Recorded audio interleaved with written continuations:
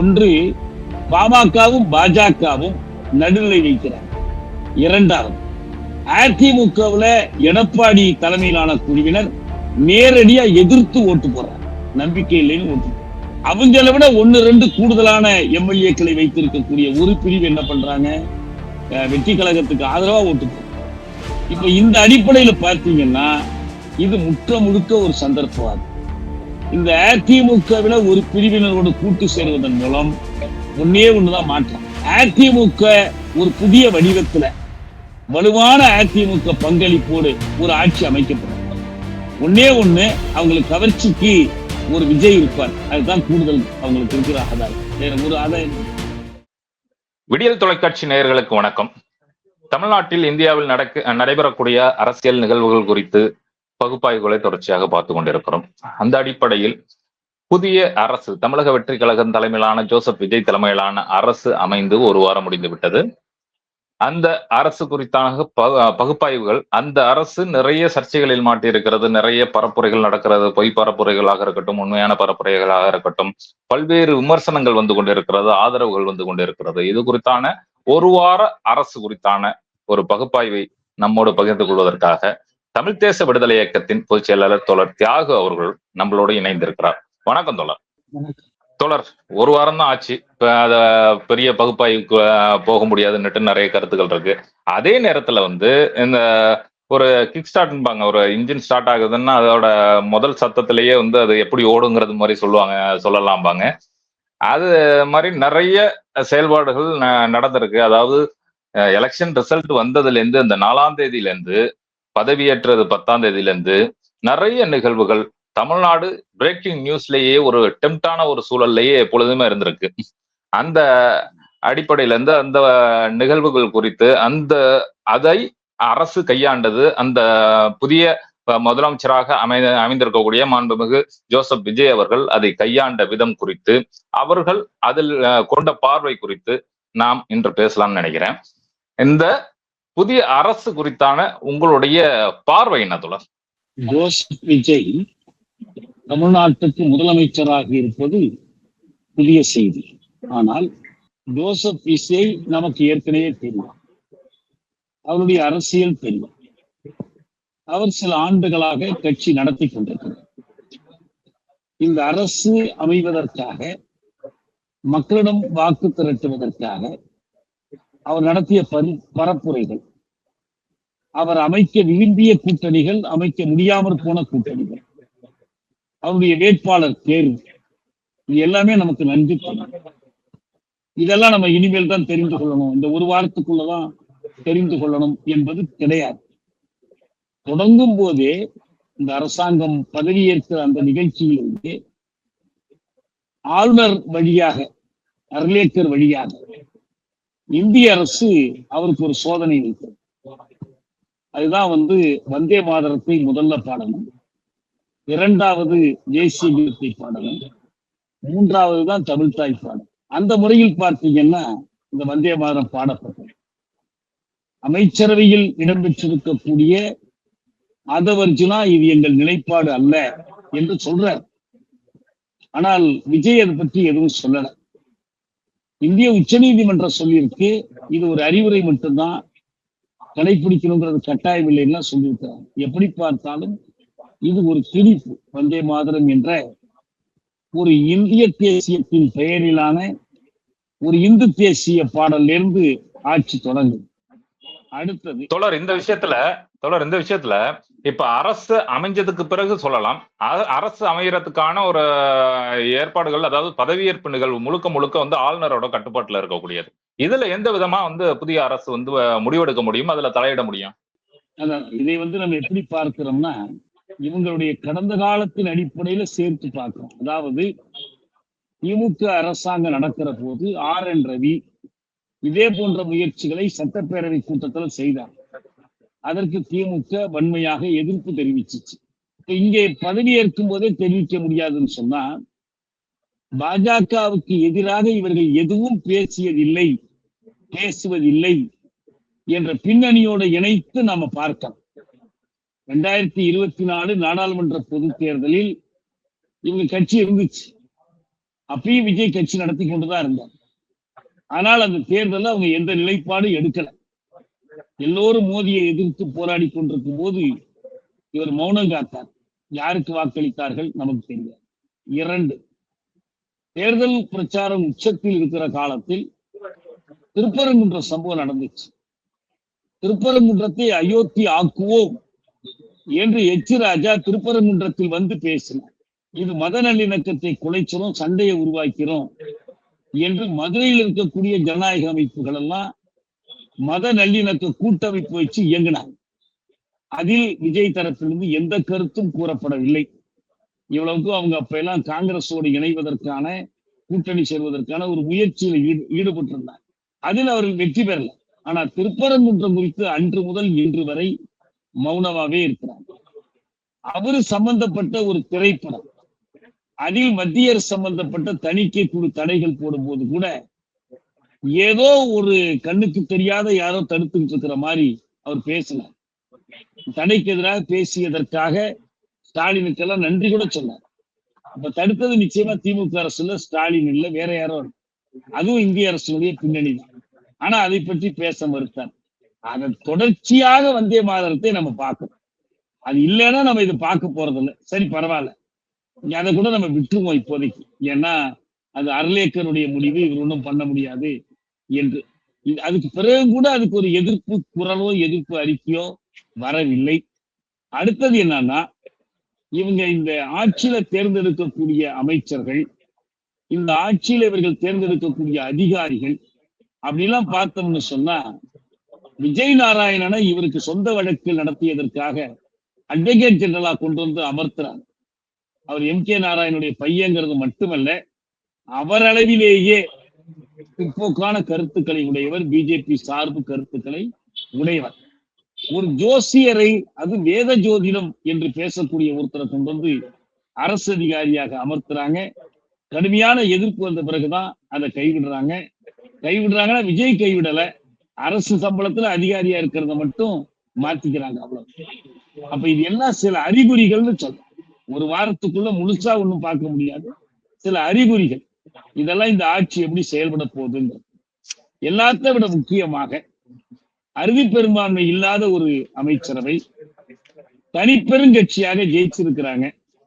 இதற்கு ஆதரவு திரட்டுவதற்கு அவர்கள் கையாண்ட நடைமுறைகள் இருக்கு. சரி, கவர்னர் ஆட்சியை கொண்டு வந்து திணிச்சிருவாங்கன்னு ஒரு தவறான காரணத்தை சொல்லி இவர் தனிப்பெருங்கட்சியா இருந்தாலே போதும், அறுதி பெரும்பான்மை தான் இருக்கணும்னு அவசியமே இல்லை. இவரைத்தான் ஆட்சி அமைக்க அழைத்தாகும். இவர் மறுத்தா மட்டும்தான் அடுத்த கட்சியை அழைக்க முடியும். அப்ப என்ன நடக்குதுன்னு பார்த்திருக்கலாம். ஆனால் இவங்க சிபிஐ, சிபிஎம், விடுதலை சிறுத்தைகள்லாம் என்ன பண்ணாங்கன்னா, இல்ல கவர்னர் ஆட்சி வராம தடுக்கணும், அது பாஜகவினுடைய மறைமுக ஆட்சி ஆயிடும். எனவே நாங்கள் ஆதரவு, வெளியிலிருந்து ஆதரவு, நிபந்தனையற்ற ஆதரவு. இல்ல தோழர், நீங்க சொல்ற நடைமுறை சாதாரண நேரங்கள்ல சரியா இருக்கும்னு நினைக்கிறேன். ஆனா 3 முறை தான் ஆட்சி அமைப்பதற்காக கடிதம் கொடுத்ததுக்கு பிறகும் இந்த அர்லேக்கர் அவரை கூப்பிடல, கவர்னர் அவரை கூப்பிடல. அப்படி இருக்க சூழல்ல இவர் நிறைய கருத்துக்கள், அதாவது ஆட்சி அமைக்க கோரிக்கை விடுக்காத திமுகவும் அதிமுகவும் ஆட்சி அமைப்பதற்கு கோரிக்கை விடலாம், அவர்கள் கூட ஆட்சி அமைக்கிறது கோரிக்கை வைக்கலாம்னுட்டு இவர் சஜஷன், அந்த இடத்துக்கு அந்த பதவிக்கு அவர் செய்யக்கூடாத செயல்கள்லாம் செஞ்சுக்கிட்டு இருக்க சூழல்ல எல்லாருக்கும் ஒரு அச்சம் இருந்துச்சு இல்ல, இதுக்கு அர்லேக்கருக்கு பின்புலத்துல வேற சக்திகள் இயங்குது, இந்த ஆட்சி அதிகாரத்தை கைப்பற்றுவதற்கு இயங்குதுங்கிற மாதிரியான அச்சம் இருக்க நேரத்துல இது எப்படி முறையற்றதா இருக்க முடியும்? அர்லேக்கருக்கு பின்னணியில் பல சக்திகள் இருக்கலாங்கிறதுல சந்தேகம். ஆனால் அர்லேக்கரால் விஜயை அழைக்காமல் வேறு ஒருவரை அழைக்க முடியுங்கிறதுக்கு வாய்ப்பே இல்லை. அதற்கு சட்டப்படி இடமும் இல்லை. சட்டவிரோதமாக ஆளுநர் செயல்படுவார் என்றால் 2 வழிதான் இருக்கு. ஒன்று, நீங்கள் நீதிமன்றத்தை அணுகணும். 94ஆம் ஆண்டு கொடுக்கப்பட்ட பொம்மை தீர்ப்பு இதுல ரொம்ப தெளிவா இருக்கு. நிறைய முன்னுதாரணங்கள், மராத்தியத்துல 2 முறை, கர்நாடகத்தில் 2 முறை முன்னுதாரணங்களும் இருக்கு. எந்த வழியிலும் நீங்கள் தனிப்பெருங்கட்சி அல்ல, இந்த தனிப்பெருங்கட்சி ஏதாவது உடைஞ்சு போயிடும், கலைஞ்சு போயிடுங்கிற அச்சம் ஏதாவது இருக்கு. அது எதுவும் இல்லைன்னா இந்த அர்லேக்கர் சட்டவிரோதமா செயல்படுத்துவார், எனவே நம்ம போய் கொடுக்கிறோங்கிறது நியாயமே இல்லை.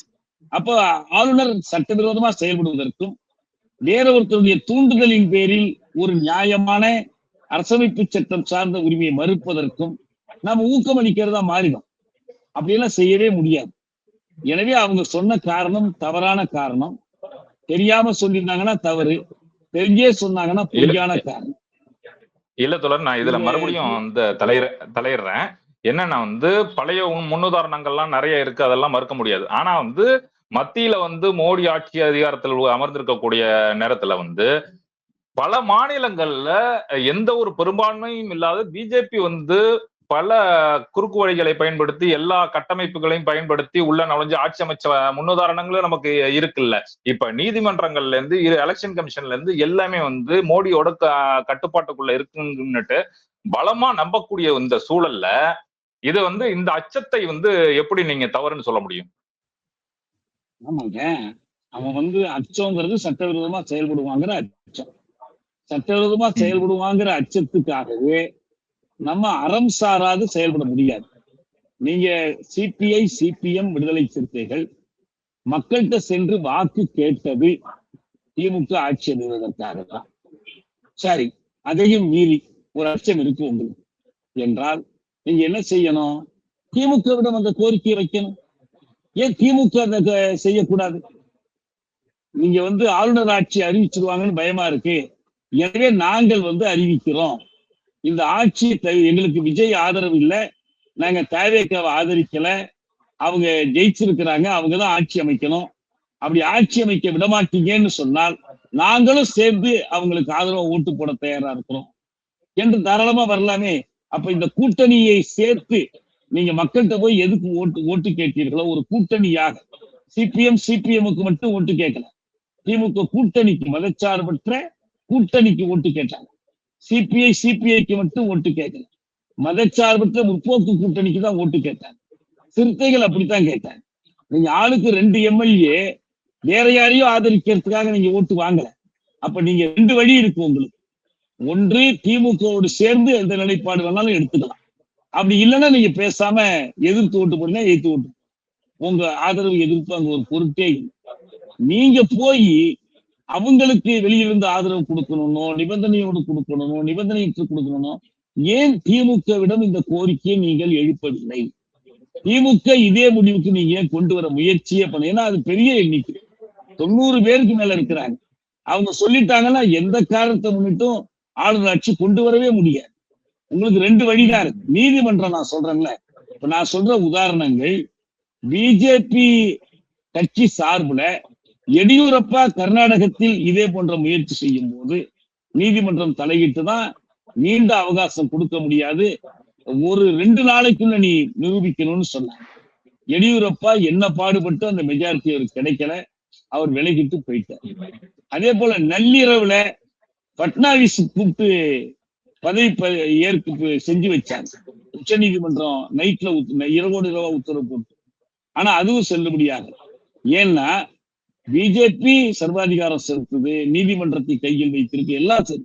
ஆனா அதையும் மீறி இங்க இருக்கக்கூடிய சட்ட விதிகள், நீதிமன்ற தீர்ப்புகள், முன்னுதாரணங்கள் நம்ம பக்கம் இருக்கு. அதை முறைய பயன்படுத்துறதுதான் வழியே தவிர நீங்கள் போய் ஆளுநர் என்ன வேணாலும் செஞ்சிட முடியும் என்று போய் அணுகுவது என்பது மக்கள் உங்களுக்கு அளித்த மேண்டேட்டை, கட்டளையை மீறுகிற செயல்.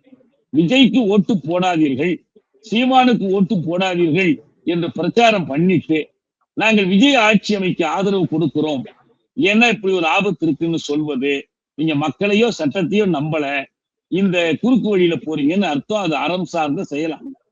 சரி தொடர், இப்ப வந்து விசிகா சிபிஐ சிபிஎம் வந்து இந்த மாதிரியான காரணங்களை சொல்லி ஆதரவு கொடுத்துருக்காங்க.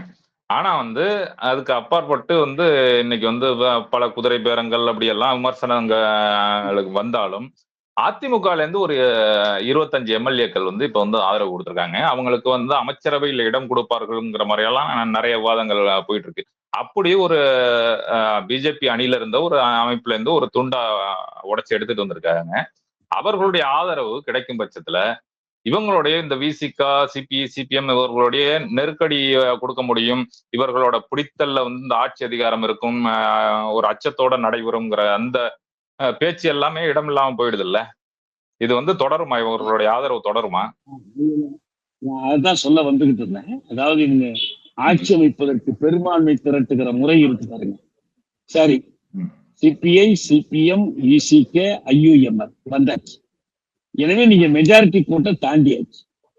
நீங்க மைனாரிட்டி எண்ணிக்கை பெற்றாலும் நீங்க தனிப்பெரும்பான்மை, அறுதி பெரும்பான்மை வந்துருச்சு. 118க்கு மேல போயிட்டீங்க. இன்னொருத்தருடைய ஆதரவு உங்களுக்கு ஏன் தேவைப்படும்? ஏன் அதிமுக ஆதரவு போய் நாடணும்? அதிமுகங்கிறது என்ன? எடப்பாடியாக இருந்தாலும் சி.வி. சண்முகமாக இருந்தாலும் அவர்கள் அமித்ஷாவின் அருளாசி பெற்றவர்கள். பாஜக கூட்டணியில் தான் ஜெயிச்சு வந்திருக்கிறாங்க. இவங்க பாஜக அனுமதி இல்லாமல் எதையும் செய்ய மாட்டாங்கிறது எல்லாருக்கும் தெரியும். அப்ப நீங்க உங்களுக்கு சேஃப் மெஜாரிட்டி தான் முக்கியமே தவிர உங்களுக்கு கொள்கைகள் பற்றி பிரச்சனை இல்லை. பாஜகவும் நான் ஒரே கேள்வி கேட்கிறேன். இந்த கூட்டணி கட்சிகள் எல்லாம் ஆளுநர் ஆட்சி தவிர்ப்பதற்காக இவர் ஆதரிச்சுட்டாங்க. என்டிஏ ஏன் கலையணும்?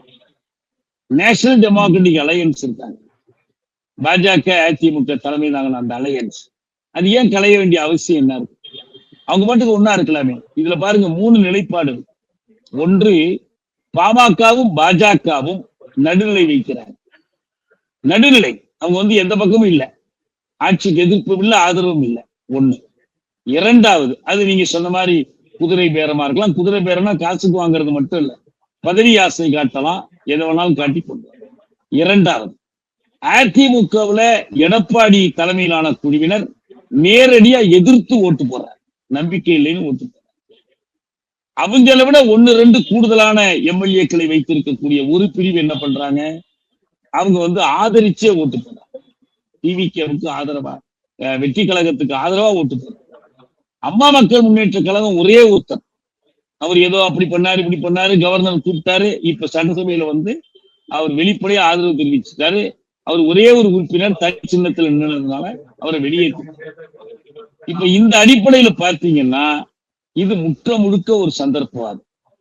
இந்த அதிமுகவில ஒரு பிரிவினரோடு கூட்டு சேருவதன் மூலம் ஒண்ணுதான் மாற்றம். என்ன நடக்குதுன்னா, அதிமுக ஒரு புதிய வடிவத்துல வலுவான அதிமுக பங்களிப்போடு ஒரு ஆட்சி அமைக்க போறாங்க.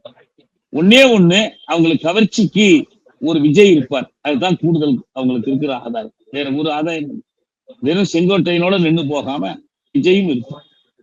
இதுல போய் ஒரு கொள்கை சார்ந்து மதச்சார்பின்மைக்காக நிக்கிறவங்க, பாச எதிர்ப்புக்கு இதெல்லாம் வழியே இல்லை. மக்களை திரட்டி போராடணும், அரசமைப்பு சட்டத்தை சார்ந்து போராடணும். அது செய்யலைங்கிறதா இதுல இருக்கிற பொருள். இப்ப அமித்ஷா இயக்கிட்டு இருக்காரு, அதிமுகல இருந்து விஜய் வரைக்குமே அமித்ஷா இயக்கிட்டு இருக்காருங்கிற மாதிரியான கேள்விகள் எல்லாம் வச்சுட்டு இருக்காரு. சூழல்ல தொடர்ச்சியா அமித்ஷா அதிமுகவை உடைத்து தன்னுடைய அங்கமாக மாற்றுவதற்கு தொடர்ந்து முயற்சி எடுத்துட்டு இருக்காரு. அதுல பல இடங்கள்ல தோல்வி அடைஞ்சிருக்க மாதிரி தானே தெரியுது. சசிகலாவை உடைத்தாரு, ஓபிஎஸ் தனியா உடைச்சு இது பண்ணாரு, சசிகலா உடைச்சு இது பண்ணாரு, மிரட்டி பண்ணாங்க, ரைடு அடிச்சாங்க. இப்ப இடையிலேயே சில கழகங்கள்லாம் உருவாக்குனாங்க. இதன் மூலமாக அதிமுகவை உடைச்சிட்டாரு, அது மாற்று கருத்து கிடையாது. ஆனா உடைச்சி அதை தனக்கு ஆதாயமா பயன்படுத்துற மாதிரி, பிஜேபிக்கு ஆதாயமா பயன்படுத்துற மாதிரி தெரியலையே. தொடர்ந்து உடையக்கூடியது எல்லாமே அவங்களுக்கு ஆதாயம் கொடுக்கக்கூடிய மாதிரி தெரியலையே. பாஜக ஒரு அனைத்து இந்திய கட்சி. அது பாஜக என்ற ஒரு கட்சியினுடைய பதவிக்காக மட்டும் நடத்தப்படுற கட்சி அல்ல. RSS இந்து ராஷ்டிர நோக்கத்திற்காக நடத்தப்படுற கட்சி. இப்ப நீங்க மேற்கு வங்காளத்தை இருக்குது. மேற்கு வங்காளத்தில் மம்தாவை வீழ்த்துவதற்கு தொடர்ந்து முயற்சி பண்ணாங்க. சென்ற முறையெல்லாம் வந்துட்ட மாதிரி சொன்னாங்க. 6 பிரிவுகளாக வாக்குப்பதிவை பிரிச்சு நடத்தினாங்க. யாரு? மோடியும் அமித்ஷாவும் பிரச்சாரம் நடந்தது. அதையும் மீறிதான் மம்தா ஜெயிச்சார். இப்ப 3வது முறைதான் அவர்கள் அதை வெற்றி பெற்றிருக்கிறாங்க. எந்த அளவுக்கு வெற்றி பெற்றிருக்கிறாங்க? கொஞ்சம் சதவீதம் கூட வந்துடுச்சு, சீட்டு இன்னும் கொஞ்சம் அதிகம் வந்துடுச்சு. மம்தா ஒன்னும் அடியோடு துணை தெரியப்படவும் இல்லை, வேற ஒண்ணும் நடந்துடலாம். இப்ப இப்படி வச்சு பார்க்கும்போது அவங்க எல்லா இடத்துலையும், இப்ப டெல்லியில எடுத்து இவருடைய கட்சி இருக்குல்ல, ஆம் ஆத்மியை 2வது முறை வீழ்த்த போறதா சொன்னாங்க, முடியல. 3வது முறைதான் அதை கொஞ்சம் நகர்த்த முடிஞ்சு. அதனால முன்ன பின்ன ஆகலாம். தமிழ்நாட்டை பொறுத்த வரைக்கும் என்ன நிலைமை?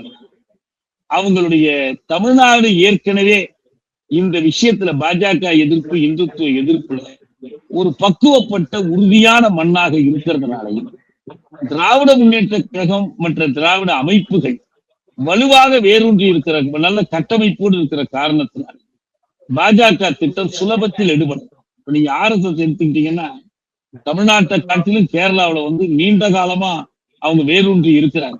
ஆனால் வாக்கு வலிமை மட்டும் பெறவே முடியும். ஒரு இடம் ஜெயிப்பாங்க, 2 இடம் ஜெயிப்பாங்க, அதிகமான 3 ஜெயிப்பாங்க. அவங்க செய்யக்கூடிய வேலை எதுவுமே அவங்களுக்கு திரும்ப பயன் தராது. இயல்பாகவே அங்க சிறுபான்மை மக்கள் அதிகமா இருக்கிறதும், கட்சி இடதுசாரி கட்சிகள் மற்றது வலுவா இருப்பதும், ஒருவேளை இடதுசாரி கட்சிகளை விட்டு போனா காங்கிரஸ் பக்கம் தான் போக முடியும்.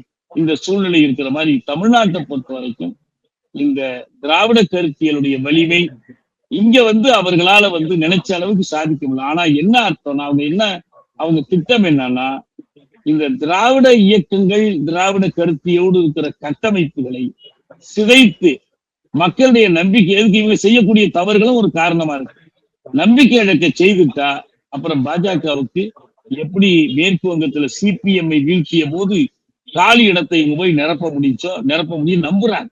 அது முடியும் நம்ம சொல்லல. அது அமித்ஷாவோட முயற்சி, அந்த முயற்சி தான். அது நீங்க சொல்ற மாதிரி இது வரைக்கும் அதுல அவங்க பெரிய வெற்றி பெறல. நான் கூட நினைச்சேன் ஏன்னோ அமித்ஷா பெரிய சாணக்கியன்னாங்க, தமிழ்நாட்டை பொறுத்த வரைக்கும் ஒரு சாணக்கியத்தனமும் வெற்றி பெறலையே என்பதெல்லாம் உண்மைதான்.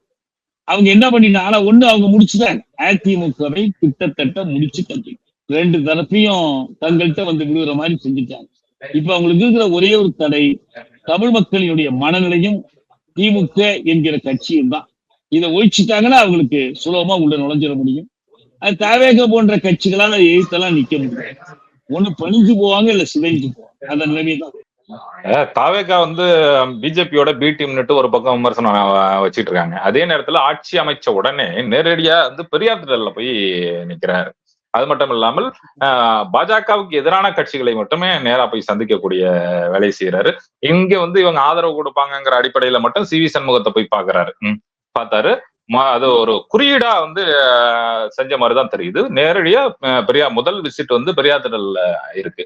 இது அவரோட உள்ளுக்குள்ள நிறைய பிஜேபி ஆட்கள் இருக்காங்க, RSS ஆட்கள் இருக்காங்க, அமைச்சர்களாக இருக்காங்க. இப்படியான பல குற்றச்சாட்டுகள் இருந்தாலும் இவர் ஒரு குறியீடா இதை வெளிப்படுத்துறாருன்னு நம்ம புரிஞ்சுக்கலாமா? நீங்க இப்ப பெரியார் திடலுக்கு போனதை பத்தி சொல்றீங்க. அவர் கட்சி தொடங்கின புதுசுலயே முசி ஆனந்த கூட்டிக்கிட்டு வேற யாருமே கிடையாது, துணைக்கே ஆள் இல்லாம இவரே கையில அந்த மலர் மாலையெல்லாம் எடுத்துக்கிட்டு கடலுக்குள்ள போய் பெரியார் நினைவிடத்துல வணக்கம் போட்டுட்டு வந்தார். உங்களுக்கு நினைவு இருக்கா என்னன்னு தெரியல. அப்ப அவர் வீரமணியை பார்க்கல, யாரையும் பார்க்கல. ஏன்னா அவர் அது ஒரு குறியீடா அவர் யாரும் சொல்லி கொடுத்தாங்களோ அவரே புரிஞ்சுக்கிட்டாரோ தெரியல. அதனால அவர் ஒரு குறியீடா வச்சிருக்கிறாரு. அதே போல அவர் அடுத்தடுத்து இந்த 4-5 பேரை கொள்கை தலைவர்கள்னு அறிவிச்சுட்டார். இந்த திரையை அவர் தொடர்ந்து கடைபிடிக்க விரும்புகிறார். நாம் சொல்றோம் பெரியாரை ஏற்றுக்கொண்டு கடவுள் மறுப்பு தவிர மற்ற பெரியார் கொள்கைலாம் எனக்கு உடன்பாடுன்னு சொல்லிட்டு பகவத்கீதையை வச்சு கும்பிடு போடுவாங்களா? பகவத்கீதை பற்றி அவருக்கு என்ன தெரியும்? ஏதோ பைபிள் கிறிஸ்தவர்களுக்கு, குர்ஆன் முஸ்லிம்களுக்கு மாதிரி பகவத்கீதை இந்துக்களுக்குன்னு யார் அவருக்கு சொல்லி கொடுத்தது? இந்துக்களுக்கு அப்படி ஒரு வேதம் இருக்கா? பகவத்கீதை செஞ்சாங்க. இது நான் சொல்றது விக்கிரவாண்டி மாநாட்டிலேயே நடந்துச்சு. அதுக்கு பிறகு தொடர்ந்து பல காரியங்கள் சொல்லலாம். நீங்க சொல்ற மாதிரியான குறியீடுகள், அவர் தன்னை பற்றி அந்த படிவம் இருக்கு பாருங்க. சினிமாக்காரங்க இமேஜ் பாலிடிக்ஸ் பண்ணுவாங்க. இப்படிதான் கையை ஊற்றி நிக்கணும், இப்படிதான் சத்தம் கொடுக்கணும்னு அவங்க ஒரு திட்டம் போட்டாங்கன்னா டைரக்டர் சொல்லி கொடுக்குறபடி அந்த தோற்றத்தை அப்படியே காப்பாத்திக்கிட்டே வருவாங்க. அவருக்கு அந்த மாதிரி ஒரு இமேஜ், ஆமா ஸ்கிரிப்ட்ல இருக்கு. அவங்க ஆட்களே சொல்றாங்கல்ல, எல்லாமே ஸ்கிரிப்ட் தாங்கிறாங்க. இவரு அஜித் குமார் வீட்டுக்கு பார்க்க போனாலும் சரி, அந்த தற்கொலை பண்ணி செத்து போனாங்களே நீட்ல அந்த பொண்ணு வீட்டுக்கு போனாலும் சரி, அனிதா வீட்டுக்கு போனது எல்லாமே ஸ்கிரிப்ட்ங்கிறாங்க. அது மாதிரி இது ஒரு ஸ்கிரிப்ட். அதனால இதெல்லாம் வச்சு நான் என்ன கேட்கிறேன்னா, முக்கியமான செய்திகள் பாஜகவை நேரடியா எதிர்க்கக்கூடிய வாய்ப்புகள் வந்த போது நீங்க எதிர்க்கல. திருப்பரங்குன்றம் நல்ல உதாரணம். அவருக்கு அந்த பண பிரச்சனையா சரி, சொந்த பிரச்சனையா அவர் தன்னலங்கர் தான் விட்டாருன்னு வச்சுக்கோங்க. ஆனா தேவைப்படும் போது அவர் எதிர்க்கல. அதனால வேண்டினா இந்த பி டீம் சி டீம் அதுக்குள்ள நான் போகல. என் கையில அதுக்கு ஆதாரம் இல்லை. ஆதாரம் இல்லாம யாரை பத்தியும் நம்ம சொல்ல வேண்டாம். நான் என்ன சொல்றேன்னா, உங்களுக்கு நோக்கம் எது எதிரி? இந்த மயிலாப்பூர் வேட்பாளர் நம்ம பிரச்சாரம் பண்ணிக்கிட்டு இருக்கிற காலத்துல என்ன சொன்னாரு? எங்களுக்கு முதல் எதிரி திமுக தான். அவர்தான் சொல்றாரு, பார்ப்பனிய எதிர்ப்பு என்பது காலம் கடந்து விட்டது, அதுக்கு இன்னைக்கு செல்வாக்கு இல்லை என்று சொல்றாரு. இந்த கட்சியில இருந்து யாரும் மறுக்கல, விஜய் மறுக்கல. இது ஒரு பக்கம். இன்னொரு பக்கம் பாத்தீங்கன்னா இவரும் திமுக தான் முதல் எதிரி. டெல்லிக்கும் தமிழ்நாட்டுக்கும் என்ன தொடர்பு? நீங்க போய் தமிழ்நாடு தேர்தலில் டெல்லியை பத்தி பேசுறீங்களே, டெல்லி தானுங்க அர்லேக்கர் அனுப்பியிருக்கு, டெல்லி தானுங்க உங்களை பதவி ஏற்க விடாம இழுத்தடிக்கிறான், அதெல்லாம் நீங்க பேசலையே. அதனால அதே போல திருப்பரங்குன்றம் விஷயத்துல அவர் எடுத்த ஸ்டாண்டும் மிக தெளிவாக, அவர் பாஜக எதிர்க்க தயாரா இல்லை, எல்லா வாய்ப்புகளையும் திமுகவை ஒழித்து கட்ட அவர் பயன்படுத்த விரும்புகிறார். பாஜகவுக்கும் அவருக்கும் ஒரு பொது நோக்கம் இருக்கும், திமுக ஒழிச்சு கட்டுவோம். எனவே நம்ம சொல்றோமே தவிர, நீங்க அவரு போய் இந்த இன்ஸ்ட்ரக்ஷன் வாங்கிட்டு வர்றாரு, அங்கிருந்து இவருக்கு கட்டளை வருது, அதெல்லாம் நமக்கு தெரியாது. நடைமுறையில் அப்படி ஒரே நோக்கம். நமக்கு ஓரளவு அரசியல் நீண்ட நாள் நம்ம பார்த்துட்டு இருக்கிறதுனால இது எங்க கொண்டு போய் விடும், எந்த திசையில் இவரை அழைத்து கொண்டு போகும் என்று நம்மால சொல்ல முடியும். அப்படிதான் நம்ம சொல்றோம். இதே நேரத்துல மக்களோட அழுத்தங்களுக்கும் அரசியல் சக்திகளோட ஆற்றல் அழுத்தங்களுக்கும் கொஞ்சம் இறங்கி போற மாதிரியான இந்த ஒரு வாரத்துக்குள்ளேயே 2 சம்பவங்கள் நடந்திருக்கு. என்னன்னா, ஒண்ணு அந்த ஜோசியரை உடனடியா நீக்கினது, இன்னொன்னு பரவலா ஒரு உத்தேச பட்டியல், அமைச்சரவை உத்தேச பட்டியல்ல அவர் வெங்கட்ராமன் கல்வித்துறை அமைச்சராக நியமிக்கப்படுவார்னுட்டு உத்தேச பட்டியல் வந்துச்சு. அதுக்கு கடுமையான எதிர்ப்பு வந்த போது உடனடியா அவர் கல்வித்துறையில இருந்து உணவுத்துறை மாத்திருக்காங்க. கல்வித்துறை அமைச்சரா அவர் நியமிக்கப்படல. இதெல்லாம் மக்களோட அரசியல் ஆற்றல்களோட அழுத்தங்களுக்கு இணங்கி போற ஒரு போக்கு இருக்கு. இது தனிமரம் தோப்பாகாது, தனி மரங்களும் தோப்பாகாது. இது ரொம்ப குறுகிய காலத்துக்குள்ள ஓரிரு நடவடிக்கை. இன்னைக்கு கூட ஒரு செய்தி வருது, உட்கார்ற நாற்காலிக்கு பின்னால போடுற வெள்ளை துணிய யாரோ சுட்டி காட்டினாங்கன்னு சொல்லி எடுத்துட்டாருன்னு வருது. நல்லது. வீட்டுல இருந்து நம்ம பள்ளிக்கூட சிறுவர்கள் கொண்டு போற மாதிரி உணவு கொண்டுட்டு அங்க உட்கார்ந்து சாப்பிடுறது நல்லது. நம்ம இவரை விட எளிமையானவர்களையும் பார்த்திருக்கிறோம். இந்த எளிமையெல்லாம் நமக்கு ஒரு பிரச்சனையே இல்லை, அதை பத்தி எல்லாம் நம்ம கவலைப்படவே இல்லை. அதெல்லாம் செய்யட்டும். அதுக்குள்ளெல்லாம் அதை வச்செல்லாம் ஒருத்தர மதிப்பீடு, முழுமையான மதிப்பீட்டுக்கு நம்ம போக தயாரா இல்லை என்பதுதான் உண்மை. அதனால நமக்கு திருப்பரங்குன்றம் பத்தி பேசுனீங்க. திருப்பரங்குன்றத்துல இவங்க சரியான நிலைப்பாடு எடுக்கல. அதற்கு அப்பாற்பட்டு திருப்பரங்குன்றத்தை கழகத்தை உருவாக்கணுங்கிற ஒரு ஐடியாலஜி உள்ள ஒரு நபர் நிர்மல்குமார், பாஜகவின் நேரடியான உறுப்பினராக முதன்மை தலைவர்களில் ஒருவராக இருந்தவர். அவரு கையில இப்ப சட்டத்துறையும் நீதிமன்றமும் அவரோட கையில இருக்கு. இப்ப ஜி.ஆர். சாமிநாதன் அங்க உட்கார்ந்து இருக்காரு. இந்த சூழல்ல இது எப்படி நகரும்னு பாக்குறீங்க? அதாவதுங்க, நம்ம ஒண்ணு புரிஞ்சுக்கிடணும். யார் என்ன துறையில இருந்தாலும் சரி, எப்படி தமிழ்நாட்டு முதலமைச்சர் தமிழ்நாட்டுக்கு முடிமன்னர் அல்ல. ஆட்சி என்பது ஜனநாயகத்துல சட்டத்தின் ஆட்சி. இரண்டாவதாக, இந்திய அரசுக்கு உட்பட்டதுதான் தமிழக அரசும் மற்ற மாநில அரசுகள். இந்திய அரசினுடைய அடிப்படை தன்மையை மீறிய ஒரு தன்மையை தமிழக அரசு மேற்கொள்ள முடியும். அதே போல ஒவ்வொரு அமைச்சர்களும் அவரவர் துறையில் சில சீர்திருத்தங்கள் செய்யலாம், சில மாற்றங்கள் கொண்டு வரலாம். ஆனா அடியோடு பெரிய மாற்றங்கள் எதையும் கொண்டு வந்துவிட முடியாது, யார் அமைச்சரா இருந்தாலும் சரி. கண்டே ஒரு காலத்துல எம்ஜிஆர் அரசாங்கத்துல அமைச்சரான போது கண்டையை அமைச்சராக்கியதை எதிர்த்து ஆசிரியர் வீரமணி தலைமையில மறியல் செய்து சிறைக்கு வந்தாங்க. அப்ப நான் சிறையில் இருந்தேன். கண்டே மட்டும் எல்லாத்தையும் சாதிச்சிட முடியாது. ஆனா ஒருத்தர் அடையாளம், ஒரு குறியீடா பார்த்தாங்க. வெங்கட்ரமணனே அப்படி ஒரு குறியீடாகத்தான் பார்த்தாங்க. சரி, கல்வித்துறைக்கு எதிர்ப்பு வந்துச்சு, வேற ஒரு துறைக்கு போறோம். என்ன முக்கியம்னா, இந்த எல்லா விவகாரத்திலையும் அரசமைப்பு சட்டத்தினுடைய 164 உட்பிரிவு 2 இதன் அடிப்படையில் தான் பேசிட்டு இருக்கிறோம். ஏன்னா இந்த யார அமைச்சரை அமைக்க அழைக்கணும், அறுதி பெரும்பான்மை இருந்தா எப்படி, தனிப்பெருங்கட்சியா இருந்தா எப்படி, இதுக்கு எல்லாத்துக்கும் விதி என்ன சொல்லுது தெரியுங்களா? அமைச்சரவை என்பது சட்டப்பேரவைக்கு கூட்டு பொறுப்புடையதாகும். கலெக்டிவ் ரெஸ்பான்சிபிலிட்டி, இந்த கூட்டு பொறுப்பு என்ற கொள்கை இருக்கு. முதலமைச்சர் என்ன செய்தாலும் அமைச்சர்கள் பொறுப்பு, ஒரு அமைச்சர் என்ன செய்தாலும் முழு அமைச்சரவையும் பொறுப்பு. எனவே மொத்தத்தில் இந்திய தேசிய கல்விக் கொள்கை இருக்கு. இதற்கு மாறாக தமிழ்நாடு ஒரு கல்விக் கொள்கையை வகுக்கணும் என்று கடந்த காலத்துல எல்லாம் அறிவிச்சாங்க. பெரிய அளவுல ஏதோ சில சில கூறுகள் வெளிப்படுத்தினாங்களே தவிர ஒரு முழுமையான மாற்று கல்விக் கொள்கை இப்ப வரல. இவங்க கொண்டு வர போறாங்களாங்கிறது நமக்கு தெரியாது. இப்ப கல்வி வணிக மையத்தை ஒரு அமைச்சர் மட்டும் நினைச்சா தடுத்துட முடியாது. இப்படி நிறைய கேள்விகள் சிக்கல்கள் இருக்கு. அதனால நீங்க சொல்லக்கூடிய சின்ன சின்ன மாற்றங்களை கூட நாம் வரவேற்போம், வேண்டாம்னு சொல்ல வேணாம். பல வகையிலும் நெருக்கடிக்கும் துயரத்துக்கும் ஆன மக்களுக்கு யாராவது ஒரு சிறு துரும்பை எடுத்து போட்டாலும் நல்லதுதான். ஆனா அதிலிருந்து நம்ம என்ன பண்ண வேண்டாம்னா மொத்தமா இந்த ஆட்சியை பற்றி ஒரு மதிப்பீட்டுக்கு போய்விட வேண்டாம் என்று. இப்ப இறுதியா ஒரு 2 கேள்விகள். ஒண்ணு காங்கிரஸ் திமுக மதசார்பற்ற முற்போக்கு கூட்டணியில நின்று ஜெயிச்சிருக்காங்க, திமுக தலைமையில ஜெயிச்சிருக்காங்க. ஆனா எந்த ஒரு அறிவிப்புகளும் ஒரு நன்றி அறிவிப்பு கூட இல்லாமல் நேரடியாக தாவேகாவுக்கு கூட்டணிக்கு போயிட்டாங்க. அது மட்டும் இல்லாமல் தொடர்ச்சியாக திமுக மேல பல்வேறு குற்றச்சாட்டுகள் அடுக்கிட்டு இருக்காங்க. பாராளுமன்ற தேர்தலையும் இந்த கூட்டணியில தான் தமிழக வெற்றி கழகத்தின் தலைமையிலான கூட்டணியில தான் நாங்க இடம்பெற போறோங்கிற மாதிரியான சொல்லிட்டு இருக்காங்க. இது ஒரு பக்கம் இருக்கும்போது நாம ஒட்டுமொத்தமா பாசிச பாஜகவை ஆட்சியிலிருந்து இறக்குவோம் என்ற ஒரு நோக்கம் இருக்கு. அதன் அடிப்படையில ஒரு இந்தியா கூட்டணி என்ற ஒரு கூட்டணியை அமைஞ்சிச்சு. அதுதான் இந்த பிஜேபியை இறக்குவதற்கான, ஆட்சியை விட்டு இறக்குவதற்கான ஒரு வலுவான கூட்டணி என்று நம்பப்பட்டுச்சு. இப்படி காங்கிரஸ் செய்யக்கூடிய இந்த வேலை ஒட்டுமொத்தமா பாசிச பாஜகவுக்கு வலு சேர்க்கக்கூடிய ஒரு செயலாக அமையும் தானே. அதை எதிர்த்து நிக்கிறதுக்கு ஒரு வலுவான கூட்டணியே இல்லாம சிதைஞ்சு போறதுக்கான அனைத்து வாய்ப்புகளையும் ஏற்படுத்தி கொடுக்கும் தானே.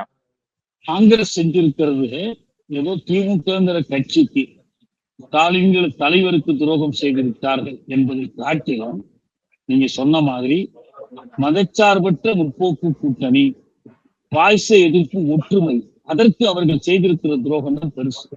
என்ன நீங்க கவனமா வச்சுக்கணும்னா அவங்க என்ன நினைக்கிறாங்கன்னா, நாம அப்பயே ஒரு முடிவெடுத்து விஜய் கூட போய் சேர்ந்திருந்தா நம்ம ஒரு 30-40 இடம் ஜெயிச்சிருக்கலாமே நினைக்கிறாங்க.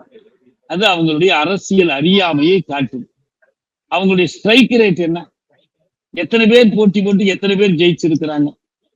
திமுகவினுடைய ஸ்ட்ரைக் ரேட் என்ன, எத்தனை தொகுதி போட்டிக்கிட்டு எத்தனை ஜெயிச்சிருக்கிறாங்க? 60 விழுக்காட்டுக்கு மேல திமுக ஸ்ட்ரைக் ரேட்.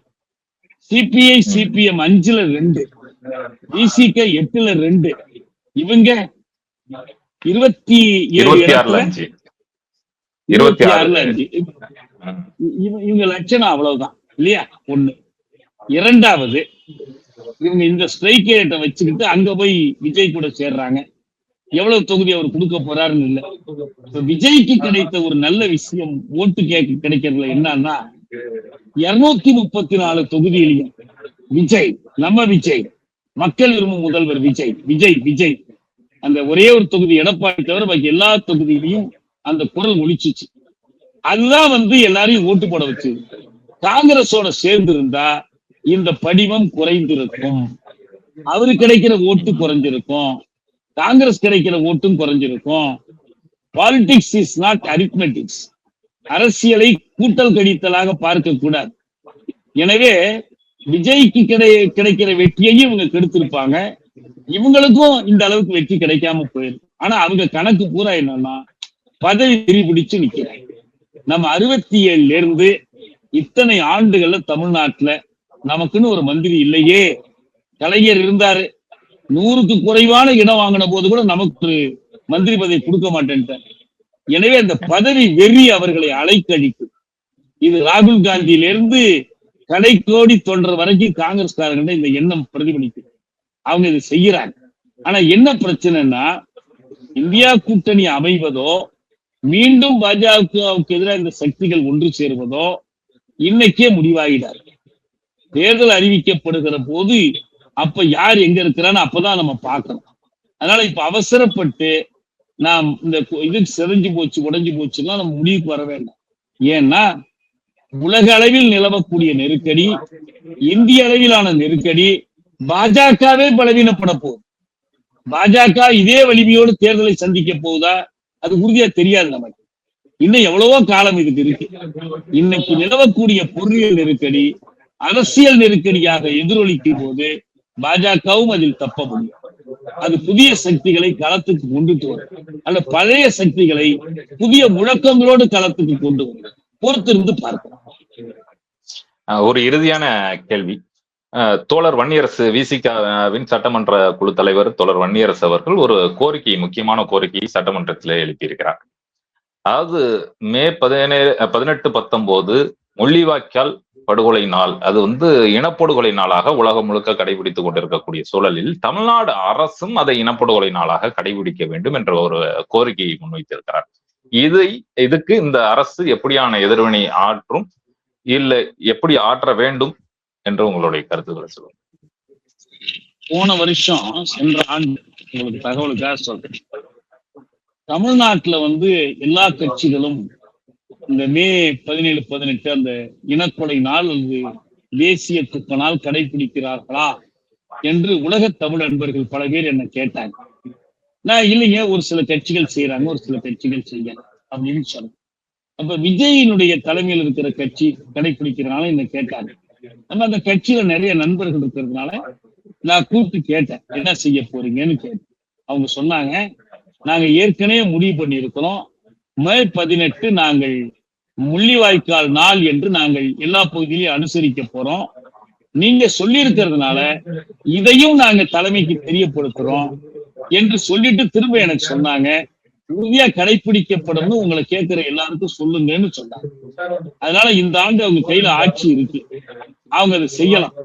சட்டத்தில் அதுக்கு எந்த தடையும் இல்லை, தாராளமா செய்யலாம். கூடுதலா ஒரு கோரிக்கை, நம்முடைய கோரிக்கை கூடுதலா நம்ம சொல்றோம் என்னன்னா, சென்னை நகரத்தில் ஒரு முள்ளிவாய்க்கால் நினைவு சின்னத்தை தமிழக அரசு அமைக்கலாம், அதற்கு அடிக்கல் நாட்டலாம், அதனுடைய ஒரு தொடக்கத்தை செய்யலாம். எனவே வன்னியரசு கோரிக்கையை நாம் ஆதரிக்கிறோம், வழிமொழிகிறோம். ஈழத்தமிழர்கள் வழிமொழிகிறாங்க, உலகத் தமிழர்கள் வழிமொழிகிறார்கள். அந்த நாளை அனுசரிப்பது மட்டுமல்ல, அந்த தமிழர்களுடைய இனக்கொலைக்கு நீதி கோருகிற கோரிக்கையை நாம் ஏற்கனவே ஈழத்தமிழர் வாழ்வுரிமை கூட்டமைப்பு சார்பில் நானும் தோழர் செந்திலும் முன்முயற்சி எடுத்து, தோழர் குளத்தூர் மணி மற்றவர்கள் வழிகாட்டி ஒரு மாநாடு நடத்தி தமிழக அரசுக்கு கோரிக்கைகள் வரிசையா வச்சோம்.